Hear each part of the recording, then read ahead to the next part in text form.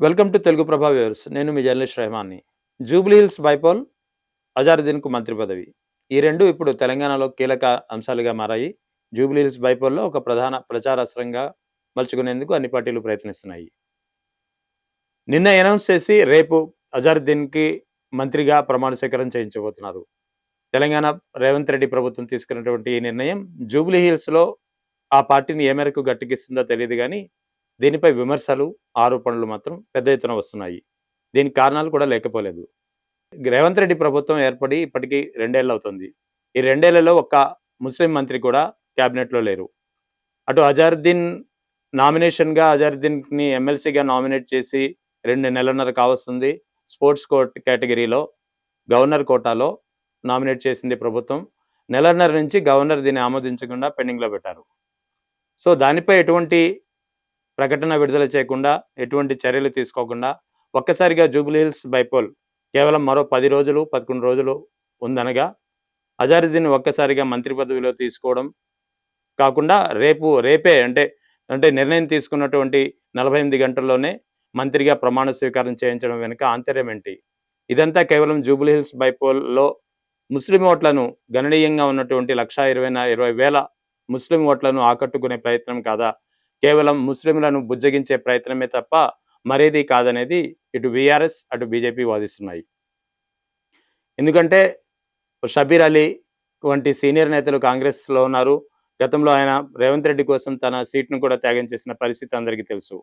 So, అతన్ని మంత్రి పదవిలో తీసుకోకుండా, అంటే వేరే ముస్లింగా ఎవరికీ తీసుకోకుండా, ఇదే విషయంపై తరచూ కాంగ్రెస్ పార్టీ కూడా ఆరోపణలు ఎదుర్కొంటుంది. ముఖ్యంగా జూబ్లీ హిల్స్ బైపోల్ వచ్చిన వెంటనే క్యాంపెయినింగ్‌లో బీఆర్ఎస్ ఇదే అంశాన్ని ప్రధానంగా ప్రచారాస్త్రంగా మలుచుకుంది.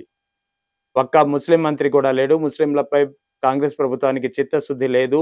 దానికి సాక్ష్యం ఇదే అంటూ పదే పదే ప్రచారం చేస్తుంది. ముస్లిం ఓట్లు ఏదైతే 1,20,000 గణనీయంగా ఉన్నటువంటి ముస్లిం ఓటు బ్యాంకును ఆకట్టుకునే ప్రయత్నంలో భాగంగా బీఆర్ఎస్ కాంగ్రెస్‌పై ప్రధానంగా విమర్శలు చేస్తూ వస్తోంది. ఒక్క ముస్లిం మంత్రివర్గంలో ఒక్క ముస్లిం కూడా లేడనే అంశాన్ని. సో, వీటన్నిటి నుంచి గట్టెక్కించేందుకు జూబ్లీ హిల్స్ పోరు నుంచి ప్రస్తుతానికి గట్టెక్కించేందుకు ముస్లిం ఓట్లను మభ్యపెట్టి గాలం వేసేందుకు మాత్రమే రేవంత్ రెడ్డి అజారుద్దీన్‌కు మంత్రి పదవి నిర్ణయం తీసుకున్నారనేది ప్రధానంగా వినిపిస్తున్నటువంటి వాదన. ఎందుకంటే ప్రస్తుతానికైతే గట్టెక్కేస్తే ఆ తర్వాత పరిస్థితి ఏంటనేది తర్వాత ఆలోచించవచ్చు. ఎందుకంటే జూబ్లీ హిల్స్ బైపోల్ అనేది ప్రతిష్టాత్మకంగా మారింది. బీఆర్ఎస్‌కైతే పట్టు నిలుపుకునేందుకు ఆ సీటు అవసరం. కాంగ్రెస్‌కి మాత్రం ఇది ఒక చాలా ఛాలెంజింగ్. ఎందుకంటే 2 ఏళ్ల కాంగ్రెస్ పాలన తర్వాత వస్తున్నటువంటి బైపోల్ ఒక అంటే దాదాపు అన్ని వర్గాల ప్రజలు ఉన్నటువంటి నియోజకవర్గ ఉప ఎన్నిక కావడంతోటి జూబ్లీ హిల్స్ బైపోల్ అనేది ఒక ప్రతిష్టాత్మకంగా మారింది. ఇది ఒక రిఫరెండంగా కూడా కొందరు అభివర్ణించే పరిస్థితి కనిపిస్తోంది. ఒకవేళ జూబ్లీ హిల్స్ గనక కోల్పోతే రేవంత్ రెడ్డికి అధిష్టానం వద్ద చాలా ఇబ్బందికర పరిణామాలు ఎదురయ్యే పరిస్థితి ఉంది. ఎందుకంటే కాంగ్రెస్ పార్టీలో అంతర్గతంగా ఇప్పటికే చాలా విభేదాలున్నాయి. కొండా సురేఖతో విభేదాలున్నాయి. అటు కోమటిరెడ్డి వెంకటరెడ్డితో ఉన్నాయి. కోమటిరెడ్డి రాజగోపాల్ రెడ్డి ఇప్పటికే బాహాటంగా విమర్శిస్తున్నారు. ఇలా వివిధ మంత్రుల మధ్య సఖ్యత లేదు. కొంతమంది మంత్రులైతే బాహాటంగానే రేవంత్ రెడ్డిపై విమర్శలు చేస్తున్న పరిస్థితి మనం చూస్తున్నాం. సో, ఈ క్రమంలో అధిష్టానం వద్ద రేవంత్ రెడ్డికి పెద్ద తలనొప్పిగా మారే అంశం ఉంది. అందుకే అజారుద్దీన్‌ను ఒక ప్రచారాస్త్రంగా మలుచుకునేందుకు అజారుద్దీన్‌కు మంత్రి పదవిని ఒక్కసారిగా అనౌన్స్ చేయడమే కాకుండా రేపటికి రేపే అంటే 48 గంటల్లోనే ప్రమాణ స్వీకారం చేయించబోతున్నారు.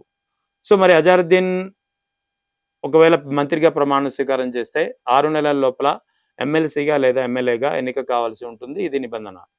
మరి ఎమ్మెల్యేగా అయితే ప్రస్తుతానికి ఆ పరిస్థితి లేదు. మరి ఎమ్మెల్సీగా ఎన్నిక కావాల్సి ఉంటే మరో ఏడాది వరకు ఎమ్మెల్సీ ఖాళీలు కూడా తెలంగాణలో లేవు.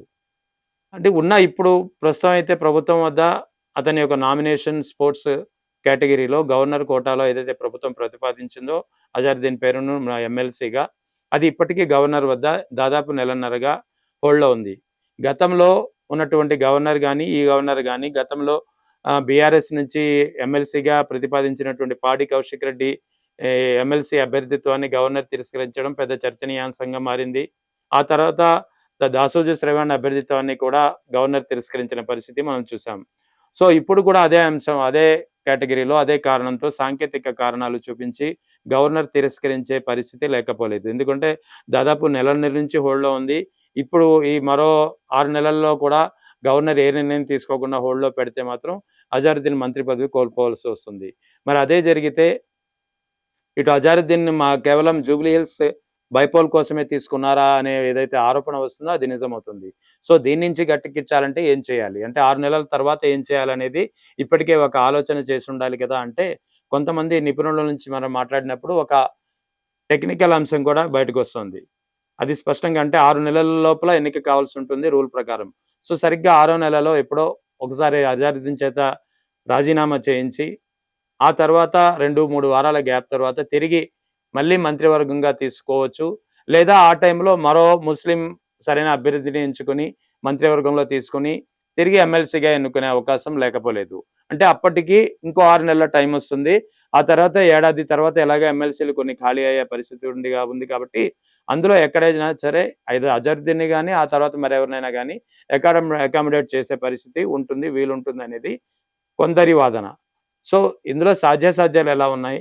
అజారుద్దీన్‌ను నామినేషన్‌ని 6 నెలల్లోపు ఇప్పటి గవర్నర్ ఆమోదిస్తారా? లేదా దించకపోతే మంత్రి పదవి కోల్పోతారా? కోల్పోతే తిరిగి అజారుద్దీన్‌ని రాజీనామా చేయించి మరోసారి మంత్రిగా ఎన్నుకొని తిరిగి ఎమ్మెల్సీగా అకామిడేట్ చేస్తారా? అనేది ఇవన్నీ తర్వాత జరిగే పరిణామాలు. సాధ్యాసాధ్యాలనేది తర్వాత ఉన్నటువంటి పరిణామాలను బట్టి తెలుస్తుంది. సో, ప్రస్తుతానికైతే జూబ్లీ హిల్స్ పోటీ నుంచి జూబ్లీ హిల్స్ యొక్క ప్రతిష్టాత్మకంగా మారినటువంటి ఈ ఎన్నిక నుంచైతే కాంగ్రెస్ గట్టెక్కడానికి అజారుద్దీన్ మంత్రి పదవి అనేది ఒక ఆయుధంగా మారుతుందనేది కాంగ్రెస్ ఆలోచన. అందుకే అధిష్టానంతో మాట్లాడి ఆగమేఘాలపై మంత్రి పదవిని కన్ఫర్మ్ చేసుకొని రేపటికి రేపు అజారుద్దీన్ చేత మంత్రిగా ప్రమాణ స్వీకారం చేయించబోతోంది తెలంగాణ ప్రభుత్వం. సో, ఓవరాల్‌గా అక్కడ ఇదే అంశాన్ని మాత్రం ఎటు బీఆర్ఎస్, బీజేపీలు ప్రధానంగా ప్రచారాస్త్రంగా మలుచుకొని కేవలం 10 రోజులు ఉందనగా అజారుద్దీన్ మంత్రి పదవిలో తీసుకుంటున్నారంటే ఇది కేవలం మిమ్మల్ని మోసగించడానికే, మిమ్మల్ని మభ్యపెట్టడానికే, మీ ఓట్ల కోసం వేసే గాలం మాత్రమే అనేది ప్రధానంగా బీఆర్ఎస్ చేస్తున్నటువంటి ఆరోపణ.